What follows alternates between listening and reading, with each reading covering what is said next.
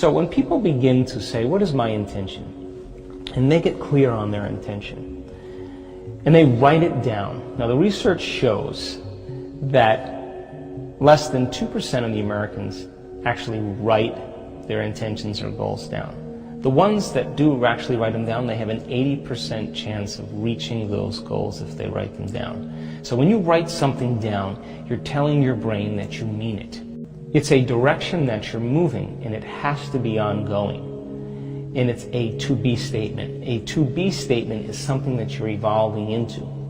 Once you get clear on your intention, you're sponsoring thoughts, the list of reasons why you want to be healthy. Because those sponsoring thoughts are really going to be the driving force to get you going in that direction. If it's healthy, you may have vitality. You may want to look better. If it's wealth, you want freedom. That's what you really want. You want freedom to do whatever you want, right? So when you begin to define your intention and you couple it with a sponsoring thought, now you're giving your body a taste emotionally of what that future is going to be like. Now, the next step is to plan your actions. Master your day, one day at a time. So now you've already dismantled an old part of yourself, and you say, today the thought I'm going to have is that I am a genius and I accomplish everything.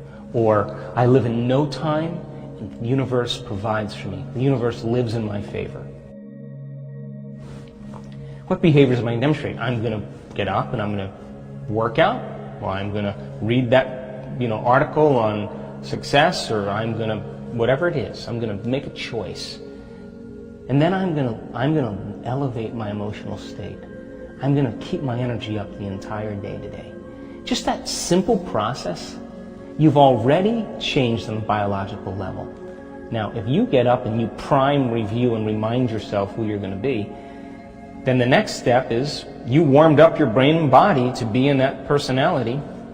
Get your behavior to match your intentions. Now take it out for a test drive and accomplish what you set out to do during the day. In other words, when you get your behaviors to match your intentions and your actions equal to your thoughts, you get your mind and body working together.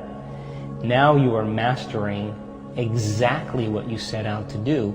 And now when you begin to experience the effects of your choices, those new experiences then begin to reaffirm the emotion that you created from your sponsoring thoughts. Now the loop is starting to change and your choices begin to become a new habit. Track your changes. Take a moment and journal or have a little board on your wall and say, I got up earlier, I did a 20-minute walk, I did deep breathing exercises before I went to bed, I feel great, I'm going to do it again. And my definition of a genius is being uncomfortable and being okay with it.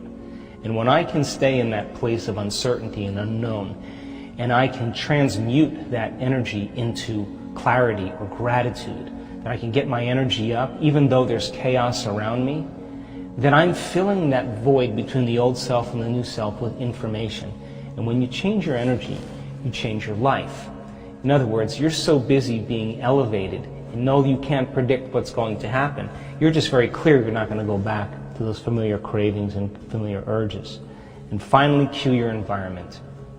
Take a moment and on your dashboard of your car, or on the desk at work, or on the mirror in your bathroom, or on the refrigerator, remind yourself what your future is. Simple little cues, simple words or pictures. And if you keep your conscious mind on what you want, your subconscious mind will take you there. The hardest part about change is not making the same choices you did the day before. So you can say to yourself, okay, I have some pretty tough thoughts I have to overcome today. Let's just put them out and drag them out for observation right now so I know that when they come up, I'm aware of them and they're not me. That's the old self.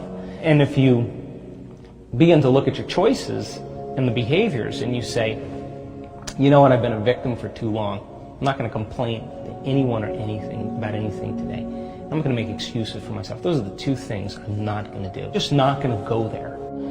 If you were to take a minute and really begin to ask yourself, what part of my old self can I not bring to my new future?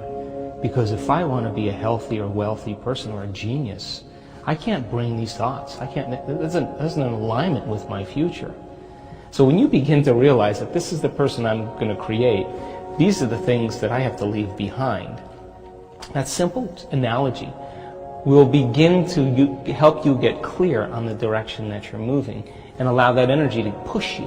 Now that energy is like the flame on the alchemist's crucible. It's going to turn base metals into gold. It's going to remove the dross.